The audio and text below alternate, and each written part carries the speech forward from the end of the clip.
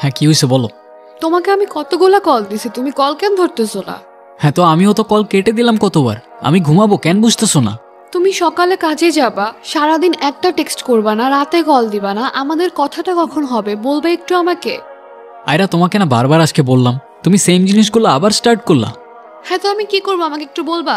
আমার মাথায় তো সারাদিন এগুলো চলতে থাকে না।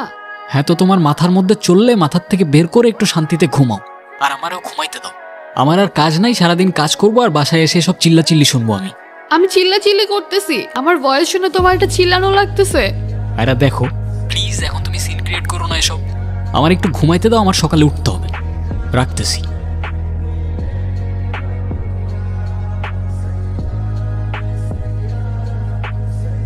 কিরে মা, কাঁদছিস কেন? কিছু হয়নি মা, এমনি। আমি তোর মা, আমাকে কিছু না বললেও আমি কিন্তু সব বুঝি। মেয়ের বয়স বাড়লে মা আর মেয়ের দুজন বন্ধু হয়ে যায়, জানিস তো? কি যেন নাম ওই ছেলেটার? রায়ান। ওই ছেলেটার সাথে কিছু হয়েছে? সবই ঠিকঠাক ছিল মা, হঠাৎ করে বারবার কেমন যেন চেঞ্জ হয়ে যায়। মাঝে মধ্যে মনে হয় আমি যাকে চিনি আসলে এটা ও না, অন্য কেউ। ও তো তোমাদের সাথে দেখা করার জন্য, বিয়ের প্রপোজাল দেওয়ার জন্য সব শুরু করলো। স্যালারিও ঠিকঠাক ছিল, কিন্তু হঠাৎ করে আমাকে কেমন যেন অ্যাভয়েড করে, মিসবিহেভ করে আমার সাথে। আচ্ছা মা, আমি কি দেখতে সুন্দর না? কি বলিস এগুলো? আমার মেয়ের মতো আরেকটি মেয়ে আছে নাকি? তাহলে মা সবই তো ঠিক ছিল, ও আমাকে অ্যাভয়েড কেন করে? কথা পর্যন্ত বলতে চায় না আমার সাথে। তোর বাবার সাথে বিয়ের আগে কলেজে আমি একটি ছেলেকে ভালোবাসতাম। কথাটা খেয়াল করিস, ভালোবাসতাম। সময় গেলে ভালোবাসা পরিবর্তন হয়। তুমি ওই ছেলেকে বিয়ে কেন করনি মা? কারণ ওই ছেলেটা তোর মায়ের যোগ্য ছিল না। এখনো সময় আছে, ডিসিশন নে। ভালোবাসা বারবার আসে, বিয়েটা কিন্তু একবারই হয়।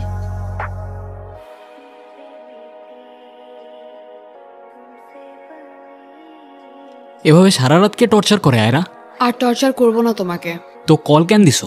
শেষবারের মতো একটু দেখা করতে পারবা কাল? সরি, পারবো না, কালকে অফিস আছে। আমি শেষবারের মতো বলছি, এতটা ছোট করো না আমাকে। তো আমিও তো বলতেছি আমার কাজ আছে, বুঝতেছো না কেন?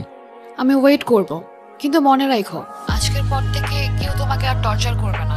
তোমার ইচ্ছা হলে আইসো, আর যদি না আসো তাহলে ধরে নিও এটাই আমাদের শেষ কথা।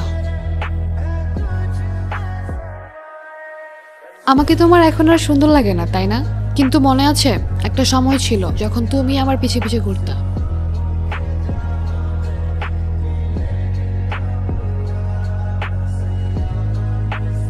কিছু বলবা? তোমার নাম আয়রা না? হ্যাঁ তো। না কিছু না, এমনি। তোমার নাম রায়ান না? তুমি আমার নাম জানো? হ্যাঁ জানি। আর কিছু বলবা? তুমি অনেক সুন্দর। কেমন সুন্দর? পারফেক্ট। এভাবে পিছন পিছন ঘুরো না, মানুষ বাজে ছেলে বলবে। তুমি কি বাজে ছেলে? হুম। তাহলে এখন থেকে ভালো ছেলে হতে হবে, কেমন? আমি তো তোমাকে একবারও বলিনি আমার তোমাকে ভালো লাগে না। বোঝা যায়। কি বোঝা যায়? তাহলে বলো, তোমার কি এখনো আমাকে পারফেক্ট লাগে? দেখছো, বলতেও পারতেছো না। আচ্ছা সত্যি করে বলো তো, তোমার কি অন্য কাউকে ভালো লাগে? সত্যি করে বলো, আমি কিচ্ছু বলবো না, ট্রাস্ট মি। দেখো, তুমি আমাকে শেষবারের মতো আসতে বলছো, আমি আসছি। এগুলা শোনার জন্য সিরিয়াসলি?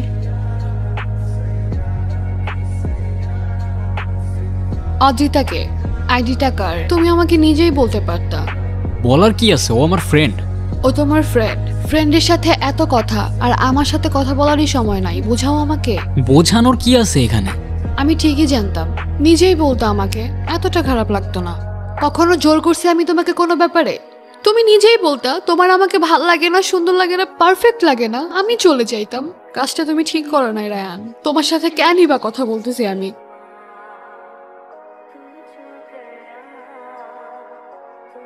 আজকে অফিসে যাওনি? মন খারাপ? মাঝে মাঝে লাইফে এমন কিছু মোমেন্ট আসে না, যখন তুমি জাস্ট আর বুঝতে পারো না তোমার সাথে কি হচ্ছে। মরে যাওয়ার সাহসটাও পাও না, আবার বেঁচে থাকার কারণটাও না। সেই মোমেন্টে দাঁড়িয়ে আমাদের কি করা উচিত? জানি না। কি ফিল করতেছো আমায় বলো। আমাদের থেকে কোনো কিছু হারানোর আগে মেবি আমরা সেই জিনিসের ভ্যালু বুঝতে পারি না, তাই না? আমি মেবি আয়রাকে খুব বেশি মিস করতেছি। তো কল দাও ওকে। পারতেছি না তো, ইগো কাজ করে না, কিন্তু খুব ভয় করছে। কি নিয়ে ভয় পাচ্ছ? আমি মেবি আমার লাইফের সবচেয়ে ভ্যালুয়েবল কাউকে হারাই ফেলতেছি।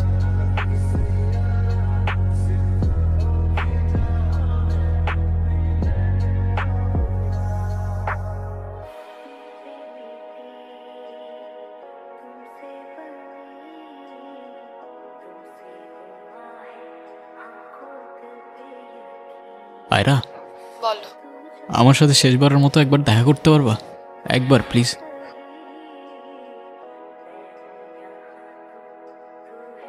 আমি কিছু বললে বিশ্বাস করবা তুমি? করবো, বলো। আমি ওর সাথে আর কথা বলবো না। আমি প্রমিস করতেছি তোমাকে, আমি ওর সাথে আর কখনো কথা বলবো না। বিশ্বাস করো, আমাকে শেষ একটাবার চান্স দাও। আমি বুঝি নাই, পারফেক্টের কোনো স্পেসিফিক ডেফিনেশন হয় না। যেমন তুমি আমার কাছে পারফেক্ট, আরেকজনের কাছে আরেকজন পারফেক্ট। আমার কাছে যে পারফেক্ট, আরেকজনের কাছে সে পারফেক্ট নাই হইতে পারে। কিন্তু আমি সত্যি বুঝি নাই যে আমার জন্য তুমিই পারফেক্ট। আমি তোমাকে কথা দিচ্ছি, আমি অদ্রিতার সাথে আর কখনো কথা বলবো না। আমি খুব ভালো করেই জানি তুমি ওর সাথে আর কথা বলবো না। মানে ঠিক বুঝলাম না। কিছুদিন বাসায় একা থাকতে থাকতে মেন্টালি সিক হয়ে যাচ্ছিলাম। মা বারবার জোর করতেছিল একটা সাইকিয়াট্রিস্টের কাছে যেতে। আর যে সাইকিয়াট্রিস্টের কাছে যাই, ও আমার কলেজের ফ্রেন্ড ভিকি। আরে আয়রা, কতদিন পর? হ্যাঁ, বসো বসো। কি অবস্থা তোমার? এই তো, তোমার? আন্টি কল করে বলেছিলেন তোমার। আমি তো আসতেই চাইনি, বারবার জোর করায় ভাবলাম। না না, এসে একদম ঠিক করেছো। তোমার লাইফে কি চলছে? বেসিক্যালি আমি একটা ছেলেকে ভালোবাসতাম। আসলে বাসতাম না, বাসি। সবই ঠিকঠাক ছিল, বিয়ের কথাও চলছিল। কিন্তু হঠাৎ করে ও কেমন যেন চেঞ্জ হয়ে যায়। একটা মেয়ের সাথে কথা বলা শুরু করে, পুরো ক্যারেক্টারটাই চেঞ্জ হয়ে যায়। আর ছেলেটার নাম রায়ান। তুমি কি করে জানলে? এইটুকু স্টাডি তো আমরাও রাখি ম্যাডাম। রায়ান গত 3 বছর ধরে আমার পেশেন্ট। এর আগে আমার সিনিয়রের পেশেন্ট ছিল। রায়ানের ডিসোসিয়েটিভ ডিসঅর্ডার আছে, যা ও নিজেও জানে না। যদি একটু ভেঙে বলি তাহলে হচ্ছে রায়ান নিজে নিজে ইমাজিনারি ফ্রেন্ড বানায়, মানে কাল্পনিক ক্যারেক্টার, যেগুলো বাস্তবের সাথে কোনো কানেকশন নেই। আমি ঠিক বুঝতে পারতেছি না। রায়ানের মাইন্ড থেকে এক একটা ক্যারেক্টার, এবং যে ক্যারেক্টারগুলোর সাথে ও দেখা করে, কন্টিনিউ কথা বলে। মজার ব্যাপার হচ্ছে ওই ক্যারেক্টারগুলোর সাথে বাস্তবে কোনো কানেকশন নেই। আর এটা তাদের সাথেই হয় যাদের ডিসোসিয়েটিভ ডিসঅর্ডার আছে। কিন্তু আমি ওর ফোনে অদ্রিতা নামের মেয়েটার সাথে চ্যাটিং দেখেছি। অবশ্যই দেখেছো, কিন্তু প্রোফাইল পিকচারে কি কোনো মেয়ের ছবি ছিল নাকি কোনো কার্টুনের ছবি? চ্যাটিংয়ে অবশ্যই ছিল, কিন্তু রায়ান নিজেই সেটা দুটো ফোন দিয়ে ক্রিয়েট করেছে। আর রায়ান সেটাকে বাস্তব ধরে নেয়। ওর প্রতি অনেক কিছু গেছে, সবাই ওকে ছেড়ে চলে গেছে, তুমি যে আমার। কিন্তু আমি এখন কি করব?